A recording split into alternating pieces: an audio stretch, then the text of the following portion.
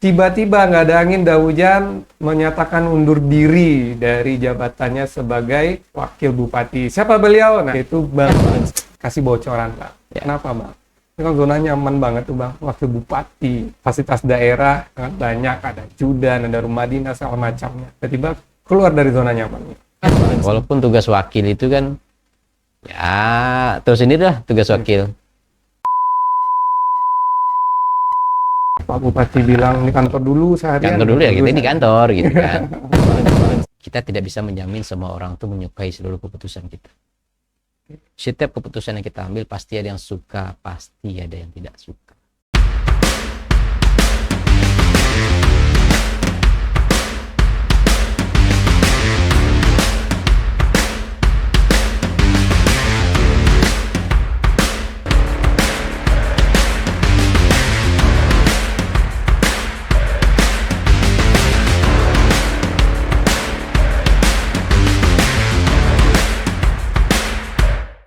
Assalamualaikum warahmatullahi wabarakatuh. Selamat datang kembali di Ruang Terang Politik, tempat kita membuat narasi-narasi politik atau membahas terkait konteks-konteks politik secara terang benderang. Karena kita pengen pemilu 2024 ini jangan lagi konteks pemilu di lapangan itu dibawa lagi ke ruang terang, jadi hoax, jadi agitasi, jadi pertarungan, jadi kebencian. Kalau udah ada ruang terang politik, setidaknya ada kanal bagi kita semua untuk bisa membuat segala konteks di lapangan menjadi positif, walaupun itu ada tarik ulur kepentingan yang cukup keras semakin hari, makin dekatnya 2024. Kali ini saya kedatangan tamu buat saya ngajak ngobrol. Ini perdana Ruang Terang Politik didatangi seorang kepala daerah. Juga lagi hangat-hangatnya dibahas, karena tiba-tiba nggak ada angin, nggak hujan, menyatakan undur diri dari jabatannya sebagai wakil bupati. Siapa beliau? Yaitu Bang Rudy Haryansyah. Ya. Assalamualaikum, Bang. Waalaikumsalam warahmatullahi wabarakatuh. Selamat datang, Bang, di Ruang Terang Politik. Ini kita inisiasi nih, Bang, dari Polstra Research Consulting, supaya ya kita ingin lembaga kita tuh nggak hanya survei aja, Bang. Kita merasa punya PR juga, punya tugas juga untuk mewarnai pemilu 2024 dengan hal seperti ini. Selamat datang, Bang Rudy. Yap. Terima kasih waktunya. Terima kasih atas undangannya. Jadi Bang Rudy, mungkin ya pemberitaan kita lihat kemarin itu udah nyatakan, tiba-tiba nyatakan mengundurkan diri nih. Ya, kurang lebih 2 hari yang lalu. Kurang lebih 2 hari yang lalu. Ya, saat kita lagi sibuk nih membaca hasil survei kemarin itu, tiba-tiba nyelit nih Bang Rudy muncul, mundur. Jadi pembahasan. Bang Rudy, boleh ini dulu nggak, Pak? Kasih bocoran, Pak. Ya. Kenapa, Bang? Ini kan zona nyaman banget tuh, Bang. Wakil bupati, alat fasilitas daerah sangat banyak, ada judan, ada rumah dinas, segala macamnya. Tiba-tiba keluar dari zona nyaman. Lah, maksudnya ini sebenarnya bukan keluar dari zona nyaman ya. Ini adalah tantangan. Tantangan untuk diri kita sendiri untuk bisa berbuat lebih banyak. Saya kan sudah merasakan menjadi profesional murni, karena sebelumnya pernah di Badan Usaha Milik Negara. Kemudian saya tinggalkan, itu masuk ke dunia politik. Yang waktu itu ya belum tentu menang juga gitu, karena lawannya incumbent. Berat juga ya. Berat juga. Saya juga agak ini ya, kaget, ini ada orang profesional perdana ini mencoba maju pilkada lawan incumbent, dan tidak satupun survei yang menyatakan kami menang. Tapi di situ tantangannya. Nah, kita buktikan bahwa popularitas itu tidak inline dengan kemenangan. Yang penting kan pekerjaan yang kita lakukan, kerja-kerja politik, kerja-kerja sosial yang harus kita lakukan, dan apa yang akan kita perbuat untuk masyarakat. Sehingga saya putuskan untuk maju ke pilkada. Dan alhamdulillah Allah merestui sehingga kami menangkan pilkada. Cukup besar loh. Cukup besar. 52%. 52%. 126.000 versus 84.000. Calon ketiga hanya 10.000. Incumbent loh, Bang. Lawannya sebesar itu. Dan alhamdulillah menang. Ya, itu keinginan masyarakat. Kemudian sudah merasakan jadi wakil bupati, sudah merasakan apa-apa yang bisa kita lakukan sebagai pejabat daerah. Ya, walaupun tugas wakil itu kan, ya terus ini dah tugas wakil. Kalau nggak ada kerjaan dikasih bupati ya nggak ada kerjaan gitu. Kalau Pak Bupati bilang di kantor dulu seharian. Kantor dulu ya, kita di kantor gitu kan. Nah, dan Walaupun seperti itu kan kita nggak nyerah. Banyak Ya. kok pekerjaan-pekerjaan yang bisa kita lakukan. Yang paling banyak saya lakukan untuk mengedukasi masyarakat, terutama dalam merubah pola pikir. Ya, karena itu yang bisa saya lakukan tanpa instruksi Pak Bupati. Iya. Kemudian sudah jalan ya kurang lebih 2 tahun ya. Ya. 2 tahun saya putuskan untuk mencoba ke jenjang yang lebih tinggi, yaitu untuk di DPR RI. Pertanyaannya, kenapa sih itu pilihannya? Ya kan saya sudah pejabat daerah kurang lebih 2 tahun ya, kurang lebih 2 tahun. Saya tahu postur anggaran daerah. Kalau di pesisir selatan tuh kurang lebih 1,6 triliun. Belanja wajibnya aja udah 1,2 T. Ya, belanja wajibnya. Ya. Belanja modal sudah 200 miliar sendiri. Iya. Udah 1,4. Mana lagi uang yang bisa kita lakukan? Apalagi sekarang ada dana alokasi umum yang diperuntukkan. DAU rasa DAK lah. Iya. Katakan Mandatori ya. Mandatori yang nggak bisa kita rubah. Iya. Karena itu sesuai dengan amanat undang-undang kan. Untuk ke PUan, Iya. pendidikan sama kesehatan tuh minimal 20%. 20%. Habis di situ apa yang bisa kita lakukan? Iya. Mengelola pesisir selatan cukup besar Yang cukup ya. besar. Luas wilayah terbesar kedua setelah Mentawai, penduduk terbesar kedua setelah Kota Padang. Apa yang bisa kita lakukan kalau kita tidak bergantung kepada APBN? Nah, saya pikir biarlah saya bagi tugas lah dengan Pak Bupati. Apalagi Pak Bupati baru 1 periode. Iya. Ya, beliau mau lanjut 1 kali lagi ya monggo silakan izin pada masyarakat pesisir selatan, biarlah saya bantu dengan cara yang seperti itu. Oke. Ya mungkin nanti ketika amanah ini ada di saya maju ke DPR RI, mungkin itu jalan kita untuk lebih banyak melakukan pergerakan-pergerakan untuk pesisir selatan. Saya merinding juga barusan beliau berbicara, karena ya kenapa ya, sepanjang kita mengamati ya Mas, setiap kemunduran wakil kepala daerah itu selalu ada clue-nya adalah konflik. Tapi kalau Bang Rudi ini ya secara fair, secara hormat juga minta izin ke Pak Bupati ya Mas. Saya sudah sampaikan ke Pak Bupati baru, walaupun secara lisan ya. Secara lisan. Secara lisan saya sudah sampaikan ke Pak Bupati sampaikan lah. Oh gitu udah, nantilah kita bicara lebih detail karena waktu itu waktunya sempit. Iya. Oh iyalah Pak Bupati, lagi pula keputusan saya maju ini memang sudah lewat di tanggal 9 Juli. Karena terakhir kemarin untuk pendaftaran, perbaikan itu kan 9 Juli. Dan saya petugas itu maju itu setelah 9 Juli. Nah, ini sebenarnya sederhana aja logika berpikirnya. Kurang lebih di tahun pertama saya menjabat, kekhawatiran saya terutama.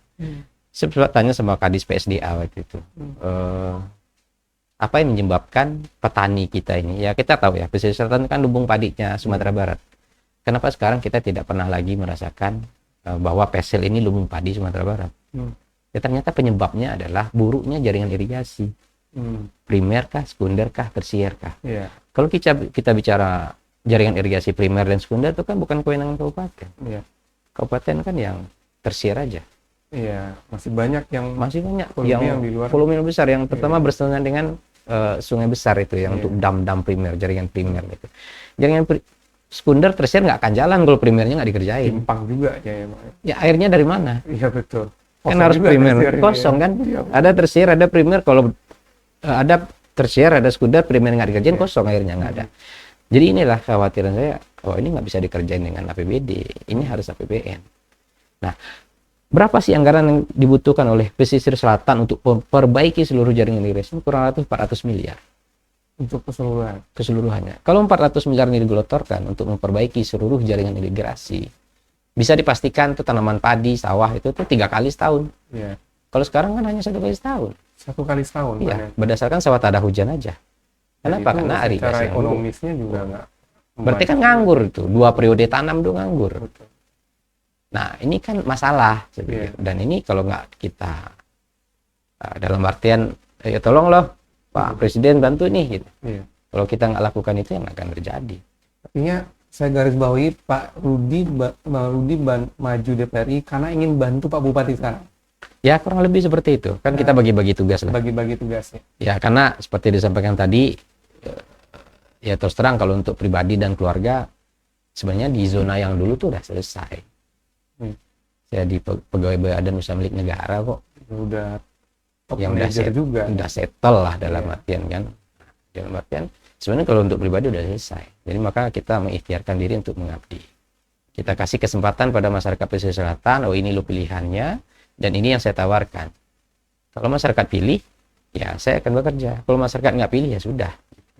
Begitupun sekarang. Saya kasih pilihan pada masyarakat pesisir selatan. Bahkan Sumatera Barat yang di Dapil Sumbar 1. Saya kasih pilihan. Di antara caleg-caleg yang ada loh yang bernama Rudi Aryansyah. Inilah yang akan kita benahi untuk Sumatera Barat khususnya. Ya masyarakat pilih atau tidak, itu kan terserah masyarakat. Minimal kewajiban saya sebagai orang pesisir selatan, orang Sumatera Barat, sudah mengasih choice itu pada masyarakat. Sehingga nanti saya tidak punya beban moral bahwa saya sudah berbuat nggak sih untuk masyarakat banyak. Ambisi yang berbuat ada tapi nggak melakukan apa-apa itu rasanya rasa terhutang gitu. Terhutang. Sehingga nanti ketika saya ya mohon maaf ya, mudah-mudahan nggak terjadi ya, misalnya nggak terpilih misalnya, kemudian terjadi sesuatu yang tadi saya sampaikan, petani tingkat kesejahteraan turun karena durasi tanamnya itu berkurang, ya saya bisa lepas apa ya, saya sudah coba kok, masyarakat mau pilih saya mau apa lagi. Minimal tanggung jawab saya sama Tuhan sudah selesai. Niatnya udah saya jalankan. Nanti kalau Tuhan tanya, Rud, kamu sudah berusaha belum bantu masyarakat? Kata dia. Ya sudah, saya sudah mencalon ya Allah. Saya catat niatnya ada nih, tapi nggak lakukan. Tapi karena nggak dipilih ya, saya mau bilang apa? Nah, jadi itu akhirnya itu aja dulu. Gitu. Yang menarik itu ya, sepanjang saya melihat Bang Rudi di sosial media, di pemberitaan, di profil awal itu ketika maju pilkada Pesel, ini memang hal menarik. Boleh dibilang satu-satunya di Sumatera Barat ada tokoh yang udah nyaman banget di dunia profesional. Kalau kita lihat CV di profilnya Bang Rudi itu udah top manager gitu. Untuk skala Sumatera Barat itu udah sangat nyaman sekali lah menurut saya. Dan kenapa Bang akhirnya mau mengorbankan semuanya, masuk ke zona yang sangat fluktuatif sekali politik ini, dan lagi-lagi membuat kejutan. Sudah nyaman, udah dapatkan kemenangan, udah nyaman, masuk lagi kan zona yang lebih besar lagi nih. Apa nih Bang yang membuat Bang penasaran lagi? Sebenarnya bukan penasaran ya.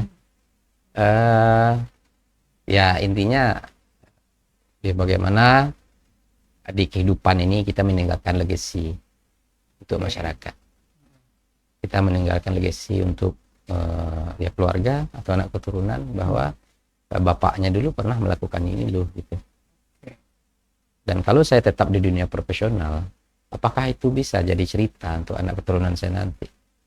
Apakah itu bisa jadi kebanggaan masyarakat? Kan enggak. Paling ceritanya naik gaji, bonus. Paling cerita naik gaji, bonus, 3 kali gaji, 3 kali paling itu aja cerita. Dan ketika kita bergerak di bidang politik ini, ya ini akan menjadi legacy gitu. Ya, walaupun saya wakil bupati, minimal sudah ada yang saya perbuat untuk pesisir selatan. Ada yang saya perbuat. Tercatat di sejarahnya. Dan tercatat dalam sejarah. Mencatat, masyarakat juga sudah tahu apa yang sudah saya lakukan gitu. Bagi saya itu adalah suatu kepuasan. Nah, sekarang saya coba ke DPR RI. Ya, itu untuk memperluas skopnya aja. Supaya bahwa ya kita harus lakukan sesuatu loh untuk keadaan yang saat ini. Kalau ketika kita tahu keadaan seperti ini, terus kita tidak melakukan apa-apa, pasrah dong. Iya betul. Terus siapa yang akan mengorbankan dirinya untuk melakukan itu? Ketika semua orang melakukan aktivitas safety player, udah nyaman ini, yang orang mau mati ya terserah. Kalau nggak ada yang bergerak, kalau nggak ada yang bergerak, siapa ya yang akan melakukan itu? Kalau nggak ada yang bisa mau menerobos itu, siapa yang akan melakukan itu? Coba bayangkan seluruh masyarakat Indonesia yang 280 juta jiwa ini punya sifat yang sama, safety player, terus menjadi apa gitu? Yang selanjutnya ini Bang, keluarga.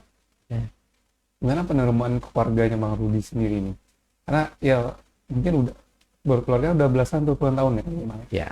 Hidup di zona nyaman sebagai profesional, tiba-tiba berubah drastis. Udah nyaman drastis berubah, diajak lagi nih, yuk tempur lagi gitu kan. Kalau secara view-nya ini masih keluarga terlihat muda. Ya alhamdulillah lah. Iya. Yang terdekat kan istri ya. Iya. Istri itu support apapun keputusan saya. Hmm. Ini kita lakukan, ini loh yang dampaknya. Ya, alhamdulillah istri saya support dan terima kasih buat istri saya. Iya. Dan orang tua, adik-adik semua juga support atas keputusannya. Karena saya tidak biasa ketika ada keputusan yang saya ambil, tapi saya tidak menjelaskan dampak. Saya selalu sampaikan, kalau keputusan ini yang saya ambil, ini loh dampak positifnya, ini loh dampak negatifnya. Kalau ini kita ambil, ini loh positifnya, ini loh negatifnya. Jadi nggak enaknya aja Nggak ya. enaknya aja. Nanti kalau duduk, gitu kan. Iya. Ini, gitu ya. Apalagi ketika dari profesional ke politik, itu saya sampaikan ke keluarga, ke istri dan ke orang tua dan adik-adik. Ingat ya, ketika jadi pejabat publik, ketika saya dihantam oleh isu miring, itu yang kena bukan saya.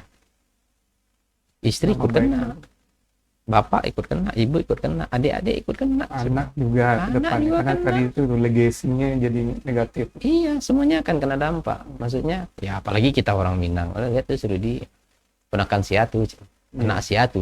Nyobaco keturunan wak tujuh kan dia. Buka ranji. Ayo buka gitu. Ada itu kita sampaikan sama bapak ibu ini loh gitu kan. Ya sudahlah kita udah siap ya sudah gitu.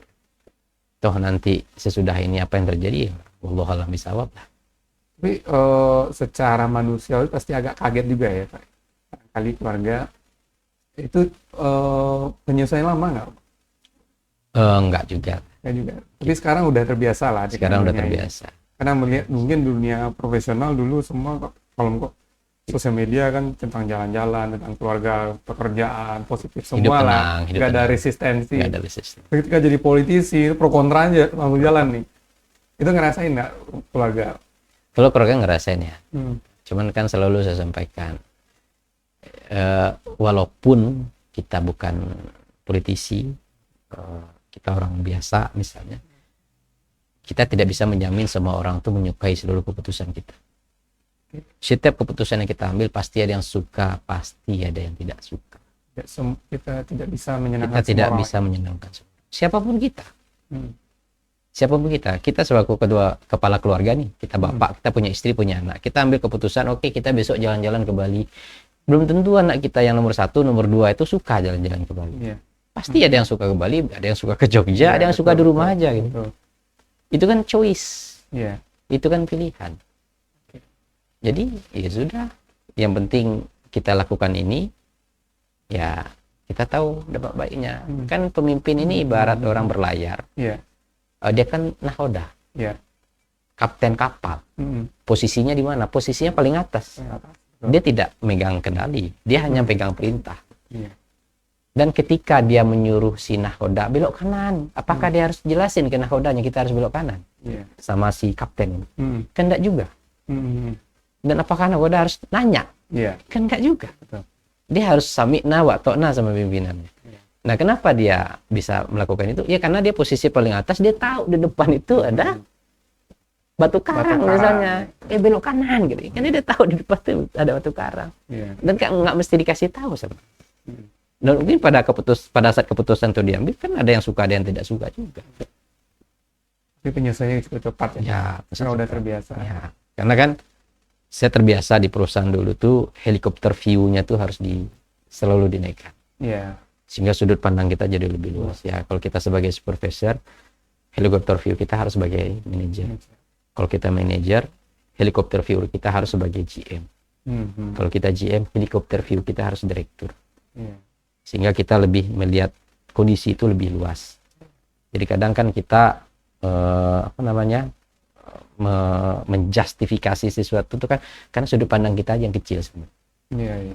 Sehingga kita anggap semua orang itu salah. Padahal enggak juga. Itu karena ketidaktahuan kita sebenarnya. Iya. Oke. Baru sekarang bicara soal partai politik. Menariknya adalah ketika terjun perdana ke dunia politik, berkenalan dengan Partai Amanat Nasional dan menegaskan diri sebagai ketua DPD juga. Dan sekarang maju DPRI Sumbar 1 melalui Partai Amanat Nasional.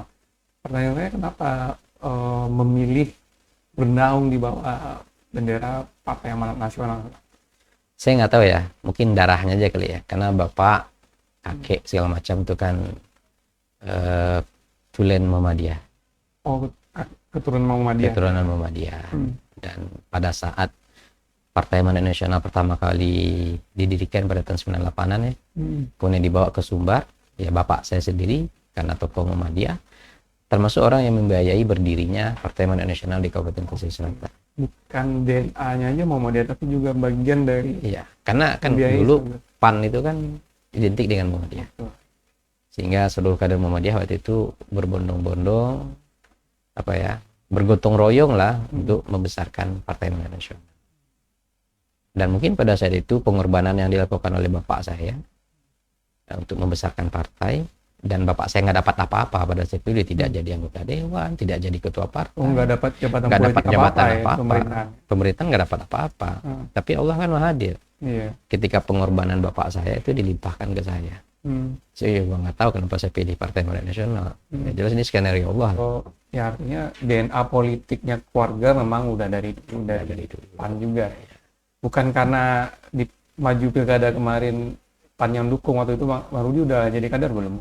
Oh belum, Belum ya? belum. Nah, Saya masih profesional waktu itu. ya artinya memang bukan karena kenalan di pilkada, tapi karena memang DNA politiknya DNA. yang sudah. Pada saat itu saya punya pilihan partai mana yang akan saya pegang.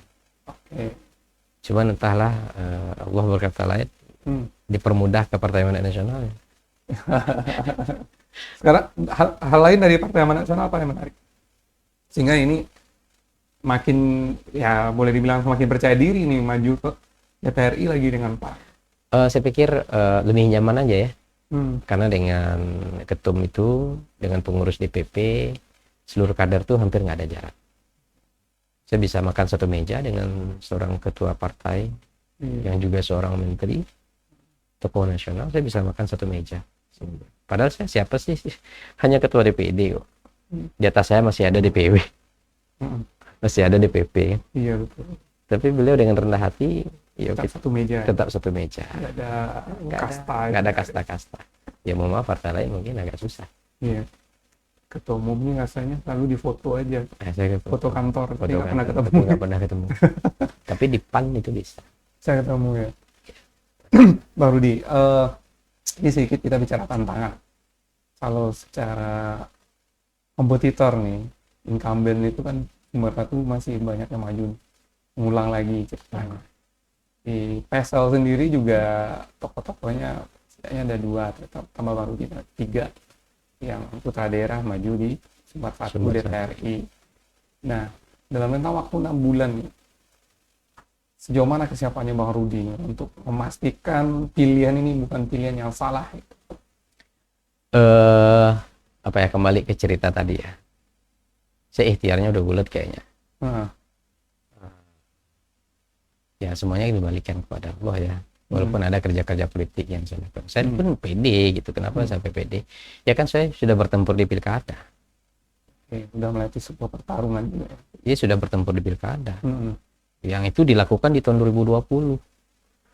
2021, 2022, 2023. Paling 2 tahun. 3 tahun. Dan saya ketika pilkada saya sudah leading on the track, kemudian saya menjabat sebagai wakil bupati. Jadi tingkat elektabilitas sudah merata lah ke seluruh kabupaten. Modal sosialnya sudah ada. Modal sosial kan sudah ada. Makanya saya pede, maksudnya untuk maju di DPR RI. Apalagi wajib PD Pesisir Selatan itu kan 380.000. Iya. Ya, DPT terbesar kedua setelah Kota Padang kan. Iya. Dan ingat di Padang ini 30% orang pesisir selatan. Iya. Artinya ini tetap percaya diri lah ya Pak ya. Saya percaya diri. Karena satu sisi PAN sekarang di Sumbar 1 itu kan 2 kursi. 2 kursi. Mau nambah atau mempertahankan? Paling nggak mempertahankan. Paling nggak mempertahankan. Ya. Nah, dalam waktu yang cepat ini sudah menyimpulkan strategi segala macam itu udah mulai ya, udah stafet lah ya. Sudah. Nah, itu 6 bulan lagi. Saya ini terbiasa, saya ini orang operasional. Jadi ketika ada apa tujuannya itu di dalam otak ini secara otomatis Udah ada step-stepnya, udah taktisnya tuh udah jalan ya. Cek. Oh ini. Dan ini ketika kita arahkan, ini akan kita capai, ini goalnya, ini loh yang langkah-langkah.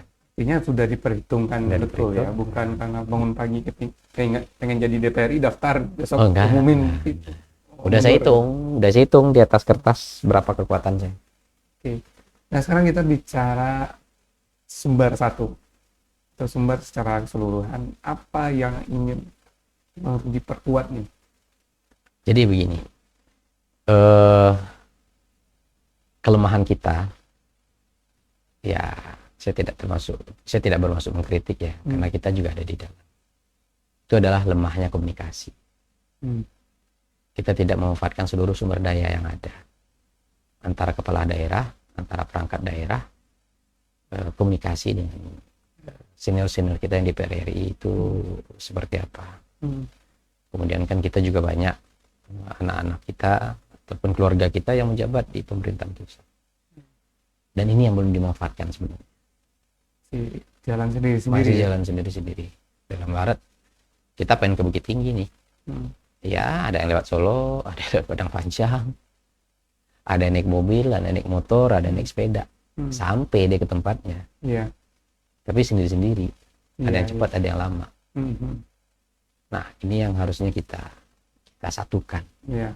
Kenapa saya pede saya mampu melakukan ini? Ya mungkin karena umur saya nggak terlalu tua, mohon maaf, masih muda.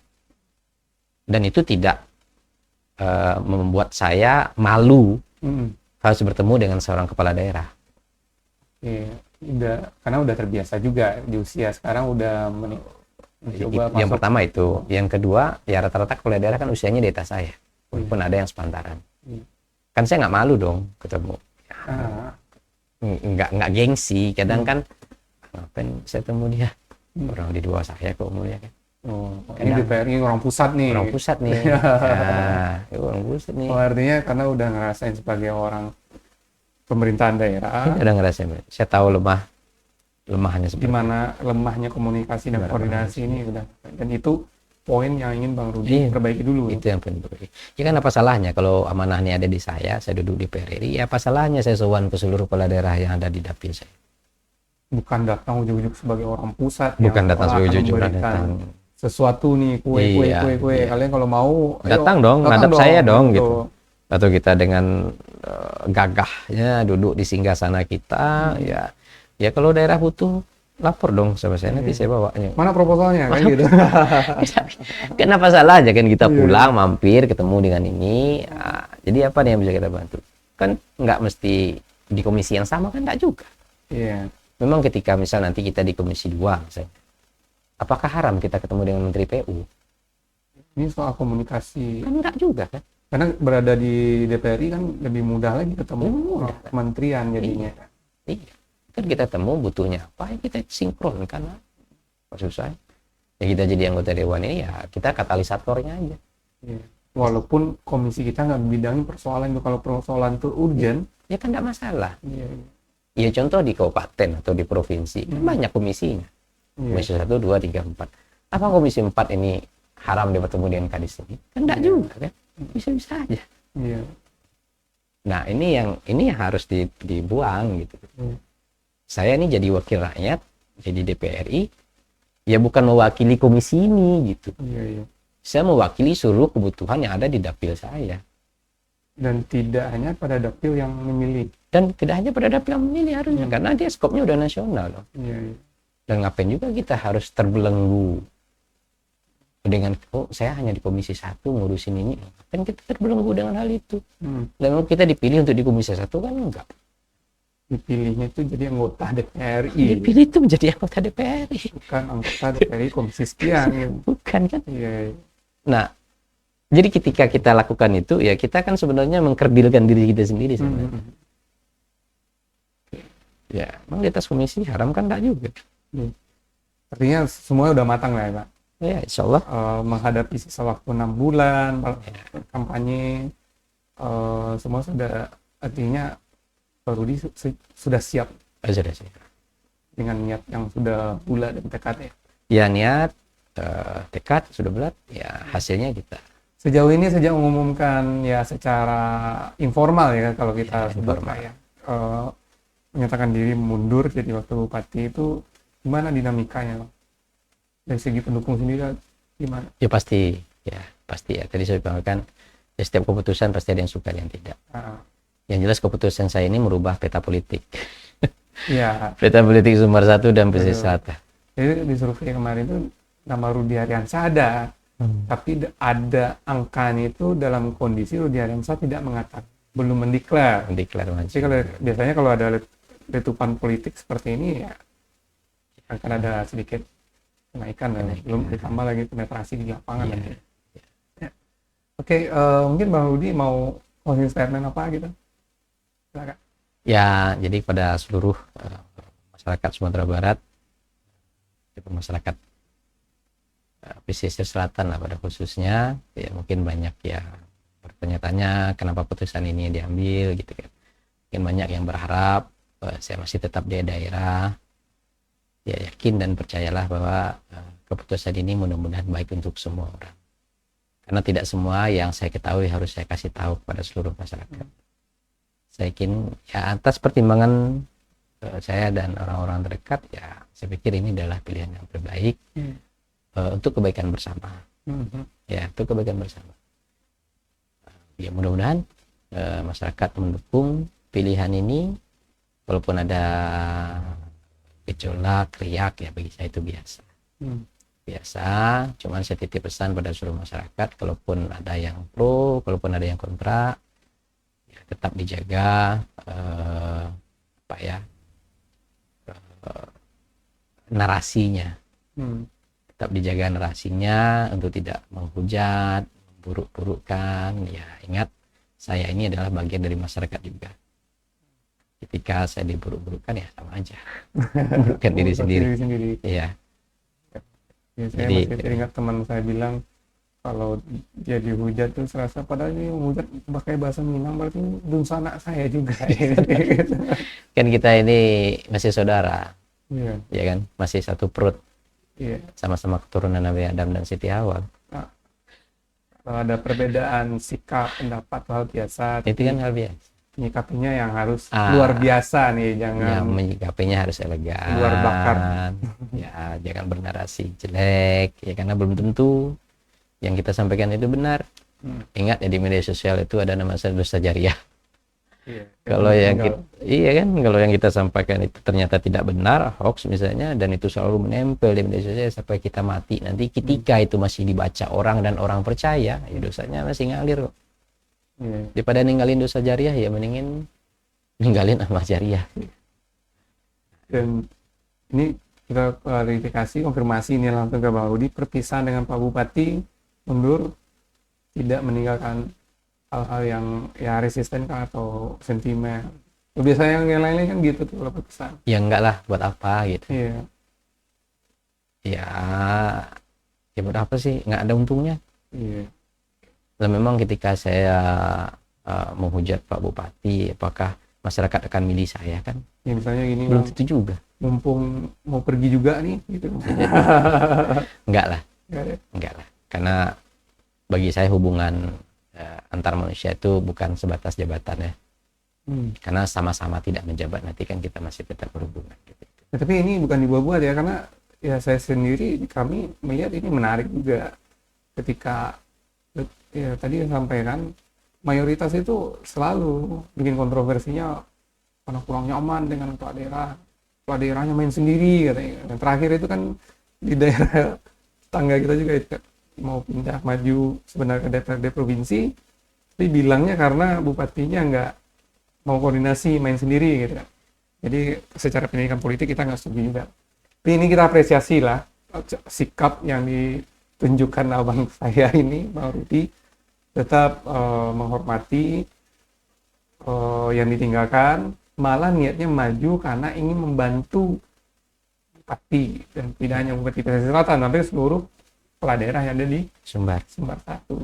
Pak Rudi, terima kasih waktunya. Terima kasih, ya, Mas. Kami cukup bangga juga Polstra ini perdana seorang tokoh kepala daerah, dan di momen yang lagi dibahas statement. kali ini lagi butuh statement karena mendadak beliau menyatakan diri mundur dan itu mengagetkan kita semua juga.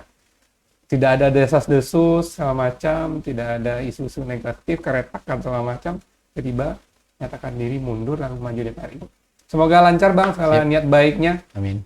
Terima kasih. Kami doakan dan insya Allah segala yang terbaik dari Allah SWT akan datang. Amin. Ya. Terima kasih Bang Rudi. Terima kasih. Ya. Sampai ketemu lagi di ruang terang Oke. politik selanjutnya. Assalamualaikum warahmatullahi wabarakatuh. Waalaikumsalam.